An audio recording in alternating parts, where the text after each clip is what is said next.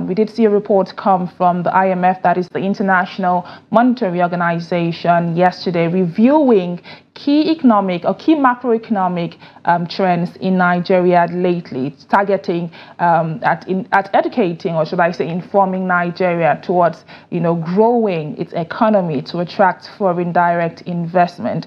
Very detailed reports there that we did see from the Brentwood institution. And joining me now to discuss on the detail of that report and what Nigeria should do with that report going forward is Dr. Aliyu Ilias. He is an economic analyst. Thank you, Doctor, for coming on Business Daily. Thank you for having me.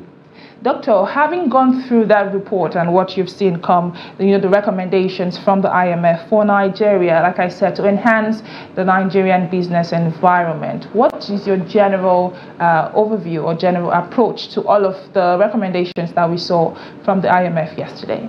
Right. I think this position of the present government actually show that they intend to attract foreign direct investment. So looking at what the IMF are actually saying, I think it's in line. The only thing is that we must not trade off what you're supposed to benefit locally because of foreign direct investment.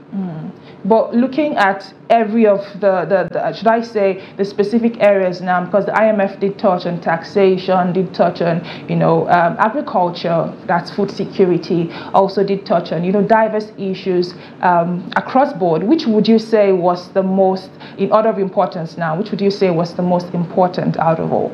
Right, I think the most important one is inflation, because if you look at our inflation at that level, it's quite not encouraging for businesses to actually come in. And also our fiscal policy, because when you are working on monetary policy, you must also carry along the fiscal policy that will drive the interest of people. Because if you look at our monetary policy, it's actually trying to use a hawkish approach whereby they sacrifice growth to make sure that they actually bring down inflation. And if you look at that, is also our macroeconomy also need growth to attract foreign direct investment. Well said, Doctor. Let's go on a short break. When we return, we shall be looking at specifics from that report, so do stay.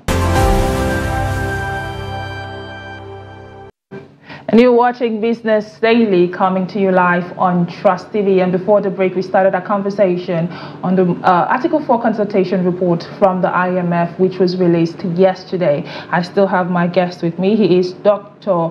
Aliyu Ilias. He is an economic analyst. Thank you again, Doctor, for coming on the program. Thank you for having me. Okay, Doctor, just before the break, you spoke about the hawkish approach that we've seen so far happen. And what that brings to mind now is, how can Nigeria as a country, how do I say it now, stabilize or, balance the need for revenue generation on one hand, and on the other hand, ensuring that the business environment thrives. Sometimes it's quite difficult to balance both. But what would you say, looking at the hawkish policies that we've seen so far? Right. I think government need to be more strategic in terms of economic policy, because you cannot be doing one thing at monetary policy and it's been eroded by fiscal policy. And these are what we need to look at very well. So looking at this approach, government wants to bring down inflation by all means. MPR has been increased, which stifled the manufacturing sector. And on the other hand, also, if you go to custom, the excise duty has been, the custom tariff has been, upward. So if you look at this, it's like a serious contradiction. So government needs to be very careful on these approaches, because if you also look at Nigerian government presently, they are committed to generate more revenue. And in the case of generating more revenue, you must also look at the negative implication, negative externalities that might come alongside. So by the time you are looking at any policy pronunciation or intervention, always look at the long run and the impact on other economic indices. So, and that's what we are seeing in inflation, because we are struggling to bring it down and it's not coming down. This is because of those factors. Okay, you talked about a synchronization between the monetary and fiscal side. Very key. Are you saying that you haven't seen that in recent times? Well, if you ask me, I think I've not actually seen that. And that also reflects during the Buhari regime, where the Emefiele decided to go on introducing new currency, and the minister is saying, "I'm sorry, I don't know about it." But in this case, you recall that Wale Edo is also the coordinating minister of the economy.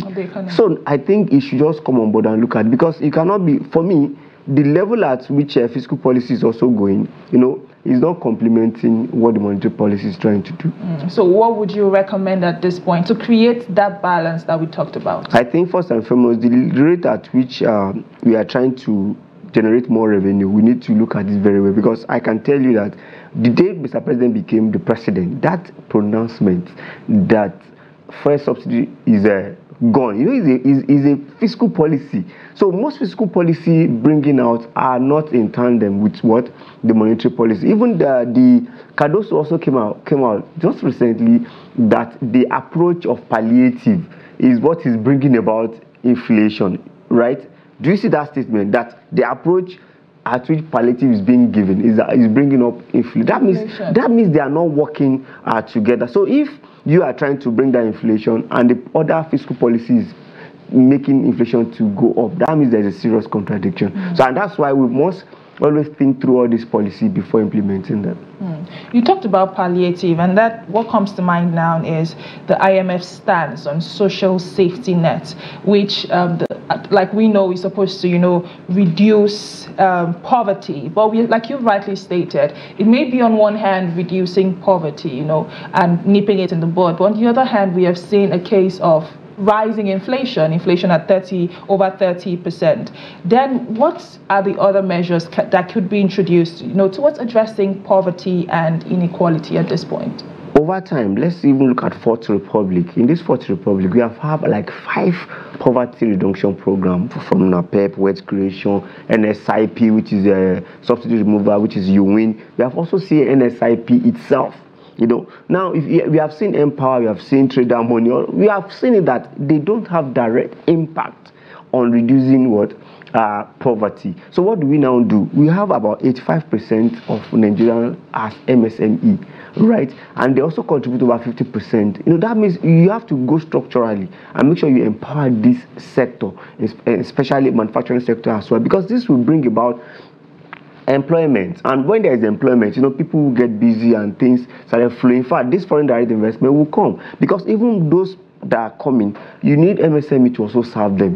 Every big manufacturing organization also needs small business that is going to serve them with their raw materials and whatever. So I think we should focus more on human capital and developing those small business, because if ideally you are bringing support for MSME, it simply means in the next 5 years MSME is supposed to grow beyond where they are. And these are what we must also make sure we have a metrics to measure them. I am MSME today, next 5 years I should have grown beyond. And that's our major problem. MSME after 5 years losing out of business. You could see the way it is now. Now MPR has gone, our interest rate is very high. So MSME, instead of them even going to the business that doesn't make profit, because you cannot borrow at that high, you will tarry. And as a manufacturing sector, if I have billions of naira to invest in manufacturing, and I discover that if I borrow money, it's going to be, the interest is going to be high, I would rather keep my money in bank and also collect that interest rate myself. So these are the things government need to look at. You must keep encouraging MSME and manufacturing sector. Indeed.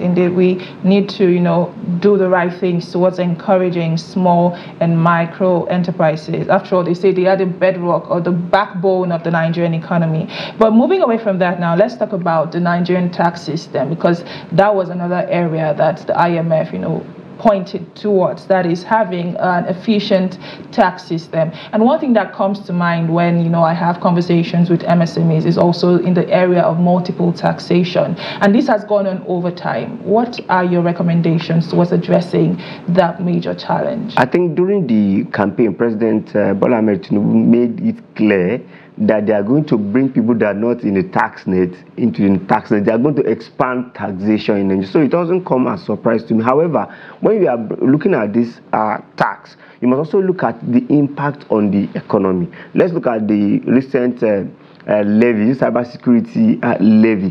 What we are not looking at is that the levy you are charging for businesses, recall that you are not charging them after profit.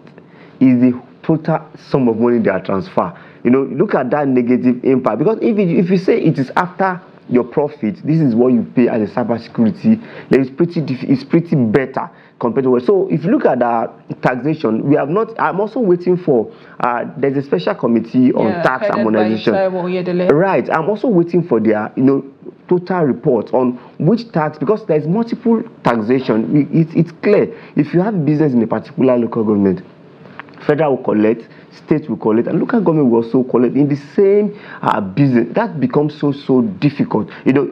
Now they are also proposing the telecom tax, and you don't want to blame. In fact, I saw telecoms sector as one of the best sector in Nigeria, because if anything happens to our telecom sector, it will affect the generality of the Nigeria economy. Do you want to talk about banking? You talk about other sectors of the economy. So, and when they say they want to increase their tariff, I just say, well, I think they are also operating the same economy where everything is becoming so difficult. So for me, I think government need to look into that, because if you are taxing small business, manufacturing sector beyond their power, they will not do business. I can tell you, in my office, you have AEPB, you have AMAC, you have different of them coming to the office to ask you for tax. You don't look at it. By the time you pay the rent, you pay the tax, what is left out? It becomes pretty difficult to do business in Nigeria. I think Tinubu government should look into that and make sure that maybe they will create a window for small businesses.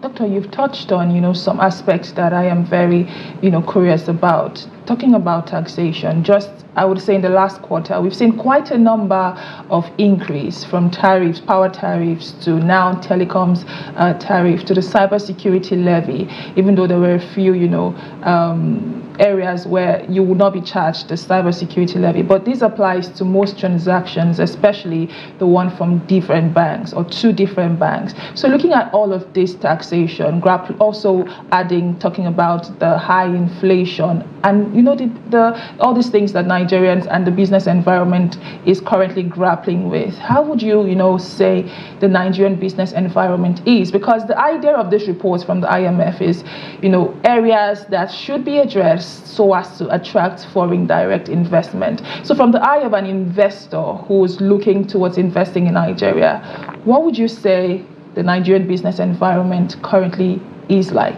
Right. First of all, let's look at the macroeconomic stability, because that's the focus. Because every investors will look at the macroeconomic stability. We start with inflation, economic growth, fiscal policy.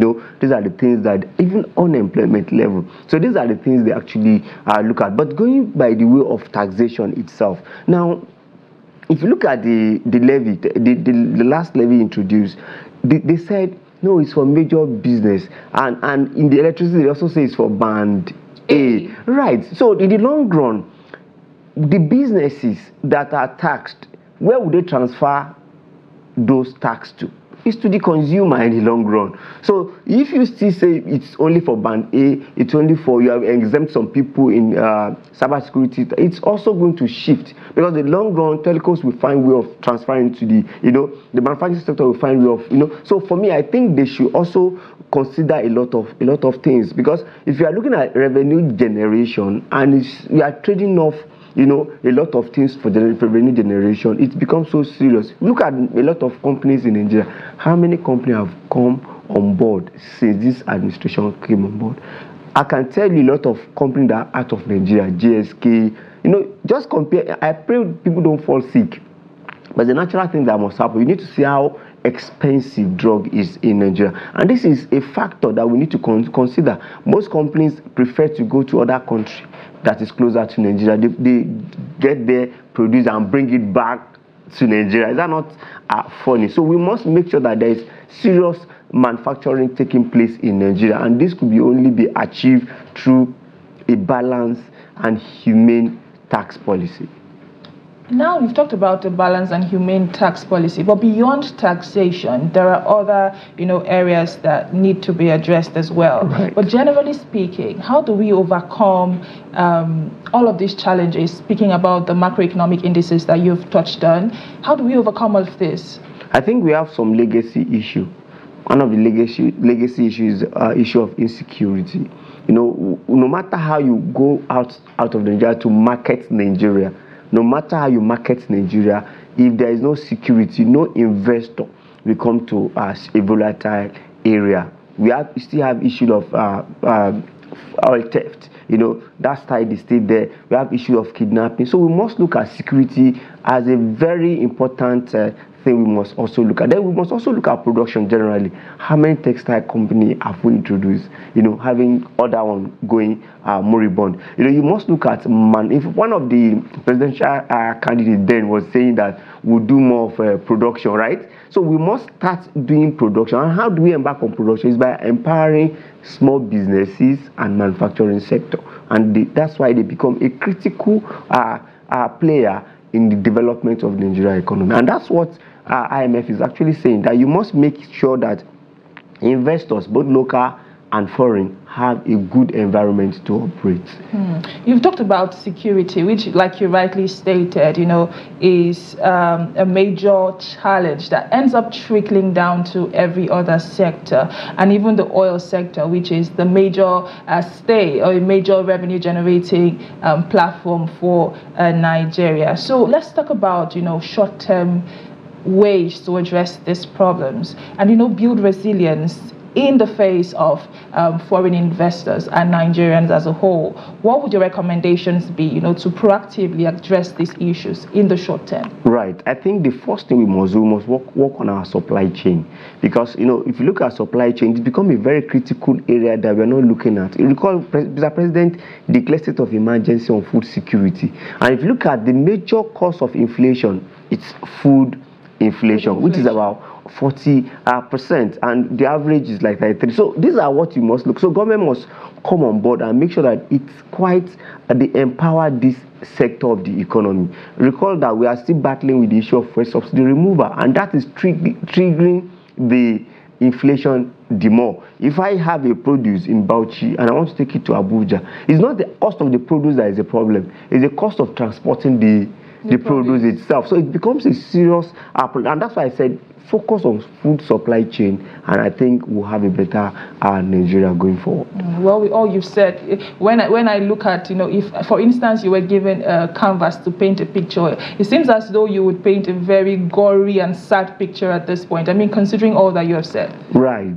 I can tell you that Nigeria economy as it is now is on the brink, that we must do something quick, and it's not only affecting maybe the income of the government. Government is getting more money, but citizens are not faring well at all in Nigeria. Nigerian economy is at the brink, and we need urgent emergency responses towards addressing these problems. Those are the words of my guest, Dr. Aliyu Ilias, who is an economic analyst. Thank you very much, Doctor, for all the insight you've given to us on the program today. Thank you for having me. Well, this is where we draw the curtains on today's edition of Business Daily. It is the last edition for the week, but Business Daily will be with you again on Monday, God willing. So do well to join us same time, same station on Monday. My name is Chiamaka Nendu. Thank you for watching, and bye for now.